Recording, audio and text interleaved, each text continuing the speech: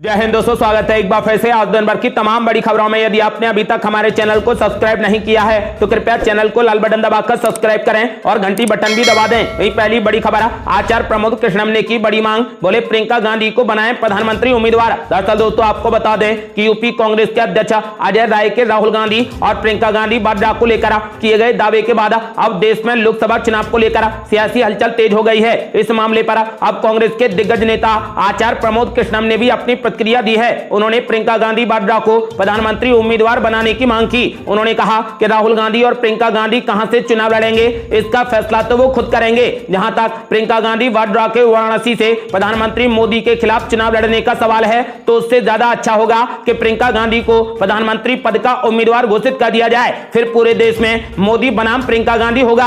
आचार्य प्रमोद कृष्णम ने आगे कहा कि प्रियंका गांधी बेहद लोकप्रिय चेहरा है और हमें पीएम मोदी के खिलाफ एक मजबूत उम्मीदवार की जरूरत है। अब रहा सवाल ये कि अगर प्रियंका गांधी वाराणसी से चुनाव लड़ती हैं तो क्या हम लोग उनकी मदद करेंगे। उन्होंने कहा कि मुझे नहीं लगता कि प्रियंका गांधी को चुनाव जिताने के लिए हमारी मदद की जरूरत पड़ेगी। आचार्य प्रमोद कृष्णम ने प्रियंका गांधी वाड्रा को लोकप्रिय चेहरा बताते हुए कहा कि प्रधानमंत्री मोदी के सामने एक मजबूत उम्मीदवार की जरूरत है, इसीलिए प्रियंका गांधी को प्रधानमंत्री उम्मीदवार घोषित किया जाए। और बड़ी खबर, पीएम मोदी के खिलाफ वाराणसी से प्रियंका गांधी के चुनाव लड़ने को लेकर अधीर रंजन चौधरी ने कर दिया बड़ा खुलासा। दरअसल दोस्तों आपको बता दें कि लोकसभा चुनाव को लेकर कांग्रेस अपनी तैयारियां तेज कर चुकी है। इस बीच यूपी कांग्रेस के अध्यक्ष अजय राय ने कहा कि कांग्रेस नेता राहुल गांधी अमेठी से चुनाव लड़ेंगे। ऐसे में राजनीतिक गलियारों में चर्चा होने लगी कि प्रियंका गांधी भी यूपी की वाराणसी सीट पर प्रधानमंत्री नरेंद्र मोदी के खिलाफ चुनावी मैदान में उतरेंगी। इन तमाम अटकलों पर पश्चिम बंगाल कांग्रेस के अध्यक्ष अधीर रंजन चौधरी ने शनिवार को जवाब दिया। उन्होंने कहा कि कांग्रेस का रुख सबको पता है, कांग्रेस कभी अपना रुख बदलेगी तो हम इसके बारे में बता देंगे। प्रधानमंत्री के खिलाफ कोई भी खड़ा हो सकता है। अधीर रंजन चौधरी ने कहा कि ऐसे में चाहे वो प्रियंका गांधी हो या कोई भी और गांधी हो, उन्होंने कहा कि पीएम मोदी इतने बेफिक्र रहते हैं तो बीजेपी को इस पर इतनी चिंता क्यों हो रही है कि वाराणसी से चुनाव में कौन खड़ा होगा। दरअसल कांग्रेस नेता राशिद अल्वी ने दावा किया कि प्रियंका गांधी अगर प्रधानमंत्री मोदी के खिलाफ चुनावी मैदान में उतरती हैं तो वो गुजरात भाग जाएंगे। कांग्रेस नेता राशिद अल्वी ने शनिवार को कहा कि राहुल गांधी अमेठी से चुनाव लड़ेंगे। इस खबर को 24 घंटे हो गए, लेकिन मुझे हैरानी है कि स्मृति ईरानी कहां गायब हो गई, कोई बयान क्यों नहीं दे रही, कोई जवाब क्यों नहीं दे रही। उन्होंने आगे कहा कि राहुल गांधी अमेठी से लड़ेंगे तो स्मृति ईरानी की जमानत जब्त हो जाएगी, मुमकिन है कि वो अमेठी छोड़कर जा सकती हैं। ऐसे में बीजेपी से मेरी गुजारिश है कि उन्हें जाने ना दिया जाए। प्रियंका गांधी का सवाल है तो अगर वो वाराणसी से चुनाव लड़ती हैं तो पीएम मोदी गुजरात चले जाएंगे, ये मेरी भविष्यवाणी है। और बड़ी खबर, केंद्रीय मंत्री गिरिराज सिंह ने राहुल गांधी पर बोला जबरदस्त हमला। बोले राहुल गांधी 2019 में हार के डर से गए थे वायनाड, यदि फिर से अमेठी आए तो फिर से होगी हार। दरअसल दोस्तों आपको बता दें कि यूपी कांग्रेस प्रमुख अजय राय के राहुल गांधी के अमेठी से चुनाव लड़ने के बयान पर कांग्रेस और बीजेपी के नेताओं में जुबानी जंग तेज हो गई है। अब केंद्रीय मंत्री गिरिराज सिंह ने राहुल गांधी पर जोरदार हमला बोला है। गिरिराज सिंह ने शनिवार को कहा कि 2019 में भी राहुल गांधी अमेठी से ही चुनाव लड़े थे और उन्हें तब भी अपनी हार का डर था, इसीलिए ही वो वायनाड से भी चुनाव लड़े थे। गिरिराज सिंह ने कहा कि अगर 2024 में भी राहुल गांधी अमेठी से चुनाव लड़ते हैं तो उन्हें फिर से हार ही मिलेगी। इससे पहले पूर्व केंद्रीय मंत्री और भारतीय जनता पार्टी के दिग्गज नेता मुख्तार अब्बास नकवी ने भी कांग्रेस पार्टी पर हमला बोला। मुख्तार अब्बास नकवी ने आरोप लगाया कि कांग्रेस ने हमेशा अमेठी के लोगों का इस्तेमाल किया है और निर्वाचन क्षेत्र को अपनी निजी संपत्ति माना है। उन्होंने कहा कि गांधी परिवार ने अमेठी के लोगों को च्युइंगम की तरह इस्तेमाल किया है और अब वो पारिवारिक टॉफी के साथ माफी की उम्मीद कर रहे हैं। और बड़ी खबर, मल्लिकार्जुन खड़गे ने मोदी सरकार पर बोला जबरदस्त हमला। बोले मोदी सरकार का हवाई चप्पल पहनकर हवाई सफर करने का वादा उनके हर वादे की तरह हवा हवाई हो गया। दरअसल दोस्तों आपको बता दें कि कांग्रेस पार्टी के राष्ट्रीय अध्यक्ष मल्लिकार्जुन खड़गे ने उड़ान स्कीम पर कैग की एक रिपोर्ट का जिक्र करते हुए केंद्र सरकार पर जमकर हमला बोला। उन्होंने शनिवार को दावा किया कि कैग की एक रिपोर्ट में यह खुलासा हुआ है कि केंद्र की उड़ान योजना 93% हवाई मार्गों पर लागू नहीं है। उन्होंने यह भी आरोप लगाया कि लोगों को इस योजना के नाम पर सिर्फ झूठ और जुमले मिले हैं। सरकार ने द्वितीय और तृतीय श्रेणी के शहरों में जनता के लिए हवाई यात्रा को किफायती बनाने के लिए 21 अक्टूबर 2016 को उड़ान के नाम से योजना शुरू की थी। मल्लिकार्जुन खड़गे ने कहा कि मोदी सरकार का हवाई चप्पल पहनकर हवाई सफर करने का वादा उनके हर वादे की तरह हवा हवाई हो गया। ये हम नहीं कह रहे बल्कि कैग की रिपोर्ट कह रही है। उन्होंने कहा कि योजना 93% हवाई मार्गों पर नहीं चली। कांग्रेस अध्यक्ष मल्लिकार्जुन खड़गे ने आगे कहा कि विमान सेवा परिचालक कंपनियों का स्वतंत्र ऑडिट ऑडिट भी नहीं हुआ, बहुप्रचारित हेलीकॉप्टर सेवाएं भी ठप रही। उन्होंने कहा कि नहीं मिली उड़ान, सिर्फ झूठी बातें और जुमलों का बखाना, ऐसी नकारा सरकार को अब माफ नहीं करेगा हिंदुस्तान। और बड़ी खबर, फ्लाइंग किस विवाद पर स्मृति ईरानी ने एक बार फिर राहुल गांधी पर बोला जबरदस्त हमला, बोली उन्हें शर्म आनी चाहिए। दरअसल दोस्तों आपको बता दें कि संसद के मानसून सत्र के दौरान राहुल गांधी के कथित फ्लाइंग किस का मुद्दा अभी भी सुर्खियों में है। केंद्रीय महिला एवं बाल विकास मंत्री स्मृति ईरानी ने इस मामले को लेकर फिर कांग्रेस सांसद पर निशाना साधा। उन्होंने शनिवार को कहा कि यह घृणित व्यवहार था। स्मृति ईरानी ने आज तक के कार्यक्रम में कहा कि एक ऐसा व्यक्ति जो संसद में शालीन आचरण नहीं दिखा सकता। केंद्रीय मंत्री ने कहा कि यह घटना राहुल गांधी के लिए शर्म की बात है, ना कि मेरे या किसी अन्य महिला के लिए। उन्होंने कहा कि राहुल गांधी को शर्म आनी चाहिए। स्मृति ईरानी ने आगे कहा कि जहां ये सब हुआ वो संविधान का सबसे गरिमापूर्ण स्थान है, वहां महिलाओं के सम्मान के लिए कानून बनाए जाते हैं। स्मृति ईरानी ने अपने और राहुल गांधी के बीच राजनीतिक प्रतिद्वंदिता पर बात की। उन्होंने कहा कि प्रतिद्वंदिता बराबर वालों के बीच होती है, वो अपनी पार्टी के मालिक हैं और मैं अपनी पार्टी की कार्यकर्ता हूं। और बड़ी खबर, असदुद्दीन ओवैसी ने पीएम मोदी और राहुल गांधी पर बोला जबरदस्त हमला, बोले एक चौकीदार है तो दूसरा दुकानदार। दरअसल दोस्तों आपको बता दें कि एआईएमआईएम के अध्यक्ष असदुद्दीन ओवैसी ने शनिवार को प्रधानमंत्री नरेंद्र मोदी और कांग्रेस नेता राहुल गांधी पर जमकर हमला बोला। इस दौरान उन्होंने पीएम मोदी को चौकीदार और राहुल गांधी को दुकानदार बताया।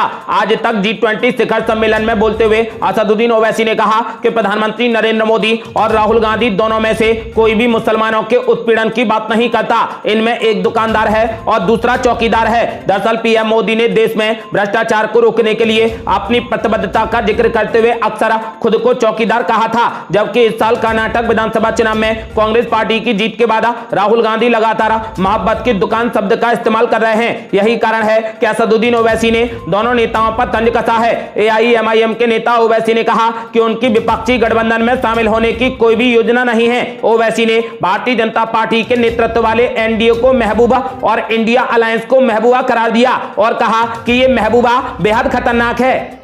अगली बड़ी खबर, कमलनाथ ने मुख्यमंत्री शिवराज सिंह चौहान पर बोला जबरदस्त हमला, बोले चुनाव आते ही डबल स्पीड से दौड़ रही घोषणाओं की मशीन। दरअसल दोस्तों आपको बता दें कि कांग्रेस पार्टी ने शनिवार को राजधानी भोपाल में विधिक विमर्श 2023 का आयोजन किया। कार्यक्रम में प्रदेश भर के 11,000 अधिवक्ता शामिल हुए। कार्यक्रम में प्रदेश कांग्रेस अध्यक्ष कमलनाथ, राज्यसभा सांसद विवेक तनखा, सुरेश पचौरी सहित अनेक नेता भी मौजूद रहे। कार्यक्रम को संबोधित करते हुए पीसीसी चीफ कमलनाथ ने अधिवक्ताओं से कहा कि आपकी मांगे जायज हैं, जो पूरी होनी ही चाहिए। कांग्रेस की सरकार बनेगी तो आपकी हर मांग पूरी होगी। कमलनाथ ने मजाकिया लहजे में कहा कि सरकार बनने के बाद अगर आपकी मांगे मेरे ध्यान में ना रही तो आप विवेक तनखा जी के कपड़े फाड़िएगा। पीसीसी चीफ कमलनाथ ने शिवराज सिंह चौहान पर हमला करते हुए कहा कि चुनावी समय देखकर मुख्यमंत्री शिवराज सिंह चौहान की घोषणाओं की मशीन डबल स्पीड से दौड़ रही है। पीसीसी चीफ कमलनाथ ने कहा कि घोषणाएं कर देना कि 1 लाख लोगों को रोजगार मिल जाएगा, हर 10 से 11 महीने में इन घोषणाओं से, आश्वासनों से, झूठ से अब प्रदेश की जनता का पेट भर गया है। अब प्रदेश की जनता को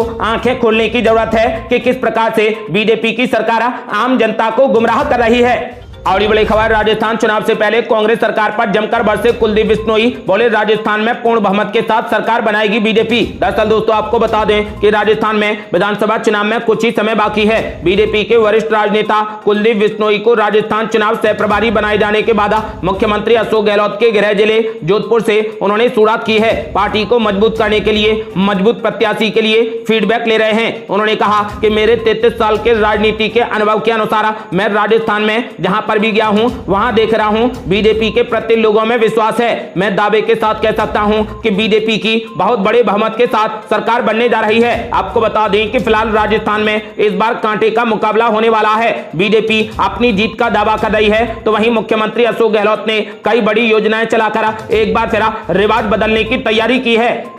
और बड़ी खबर, गृह मंत्री अमित शाह आज जारी करेंगे मध्य प्रदेश सरकार का रिपोर्ट कार्ड। विधानसभा चुनाव के लिए अंतिम योजना होगी पेश। दरअसल दोस्तों आपको बता दें कि केंद्रीय गृह मंत्री अमित शाह आज मध्य प्रदेश सरकार का रिपोर्ट कार्ड जारी करेंगे। इसके बाद नागरिक उड्डयन मंत्री ज्योतिरादित्य सिंधिया के क्षेत्र ग्वालियर में बीजेपी की कार्य समिति की बैठक की अध्यक्षता करेंगे। पार्टी के एक पदाधिकारी ने इस बात की जानकारी दी। बीजेपी की प्रदेश इकाई के एक नेता ने कहा कि अमित शाह आज यहां पर आएंगे और शिवराज सिंह चौहान सरकार का रिपोर्ट कार्ड जारी करेंगे।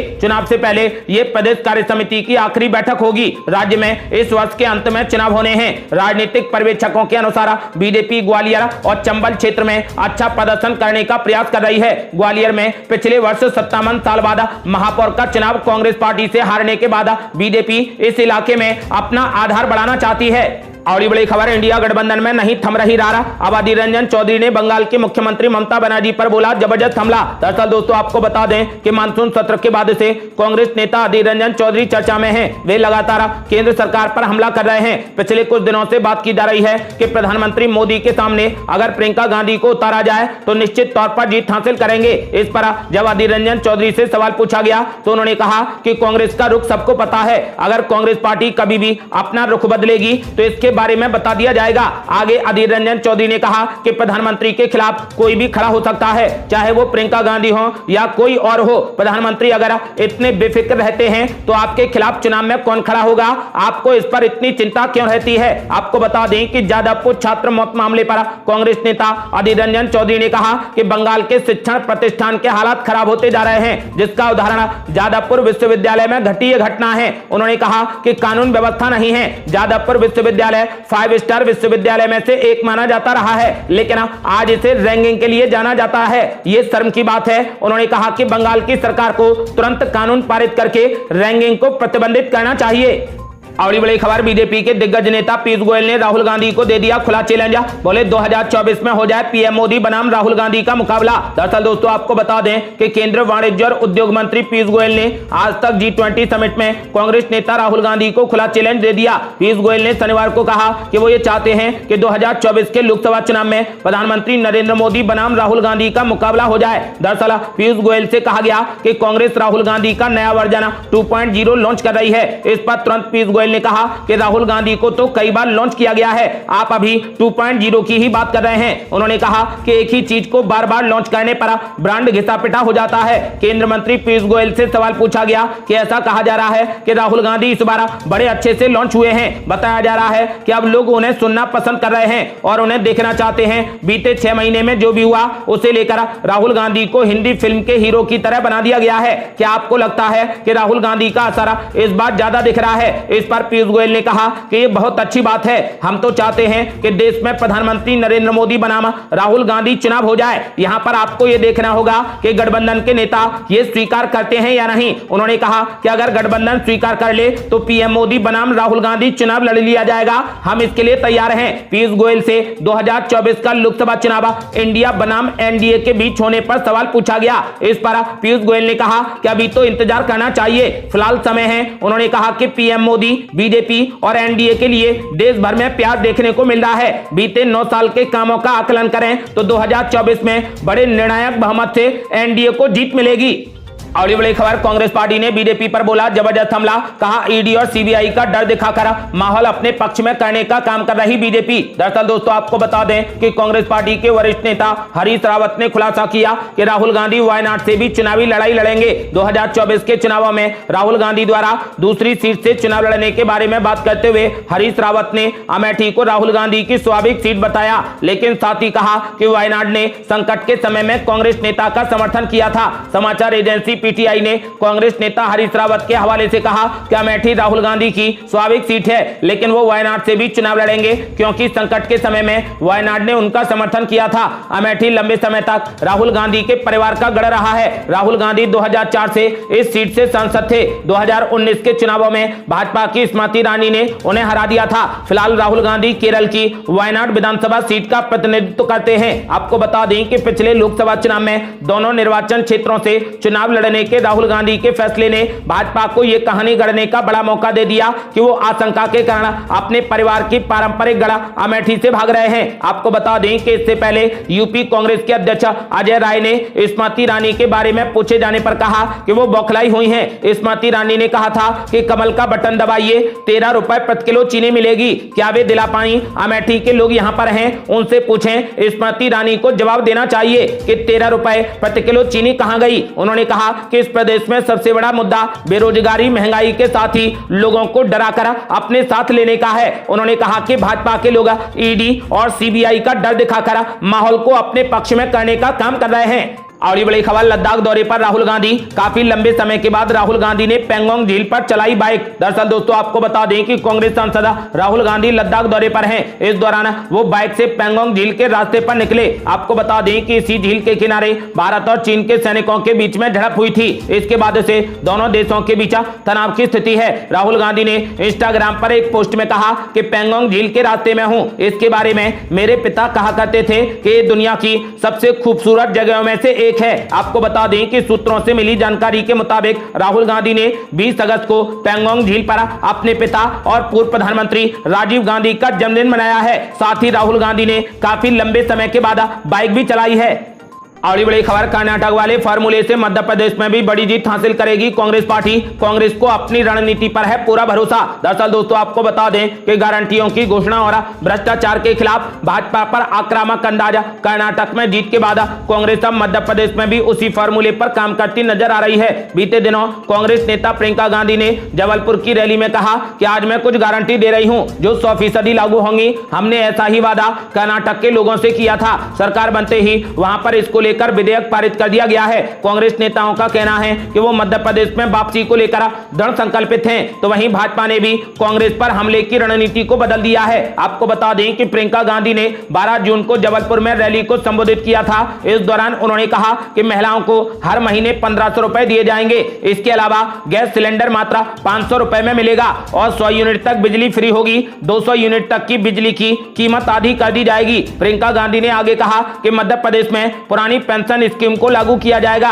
और कर्ज में डूबे किसानों का कर्ज पूरे तरीके से माफ कर दिया जाएगा। इससे पहले कांग्रेस ने मध्य प्रदेश में रणनीतिक कदम उठाते हुए रणदीप सिंह सुरजेवाला को प्रदेश प्रभारी बनाया था। गौरतलब है कि इससे पहले कर्नाटक में सुरजेवाला ही कांग्रेस के प्रभारी थे। आपको बता दें कि ऐसे में कर्नाटक का पूरा फार्मूला कांग्रेस पार्टी मध्य प्रदेश में लागू करने जा रही है, जिससे कर्नाटक जैसी बड़ी जीत मध्य प्रदेश में हासिल की जा सके।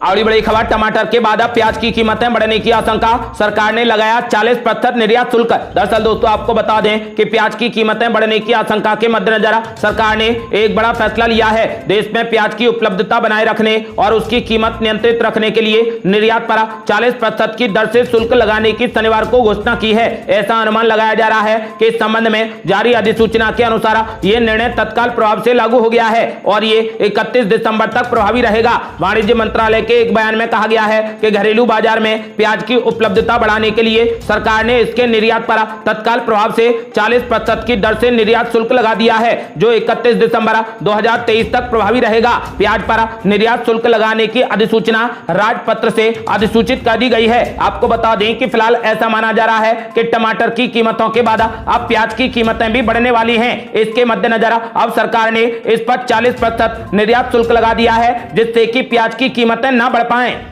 और बड़ी खबर, सीमा हैदर ने जमकर लगाए जय श्री राम और हिंदुस्तान जिंदाबाद के नारे। मोदी और योगी को लेकर दे दिया बड़ा बयान। दरअसल दोस्तों आपको बता दें कि हरियाली तीज त्योहार के मौके पर पाकिस्तान से भारत आई सीमा हैदर ने व्रत रखा। अपने पति सचिन मीणा की लंबी उम्र के लिए उसने पूजा अर्चना भी की। सीमा हैदर का यह वीडियो सोशल मीडिया पर वायरल हो गया है। इसमें वो बता रही है कि हरियाली तीज के अवसर पर उसने क्या क्या किया है। इस दौरान सीमा हैदर जय श्री राम हिंदुस्तान जिंदाबाद के नारे लगाते हुए दिखाई दी। वहीं पीएम मोदी और योगी आदित्यनाथ का भी उसने जिक्र किया। सीमा हैदर ने कहा कि मोदी जी और योगी जी के तंत्र में पूरा देश तरक्की करेगा और खुशहाली आएगी। पूरे देश को मेरी ओर से बधाई, जय श्री राम और हिंदुस्तान जिंदाबाद। इससे पहले स्वतंत्रता दिवस के मौके पर भी सीमा हैदर ने हिंदुस्तान जिंदाबाद के नारे लगाए थे। इस दौरान उन्होंने माथे पर जय माता दी की चुन्नी भी पहन रखी थी। सीमा ने अपने घर पर तिरंगा भी लहराया, जिसका वीडियो भी सोशल मीडिया पर काफी वायरल हुआ। ये थी अब तक की बेहद बड़ी खबरें। रोजाना की ताजा खबरों को जानने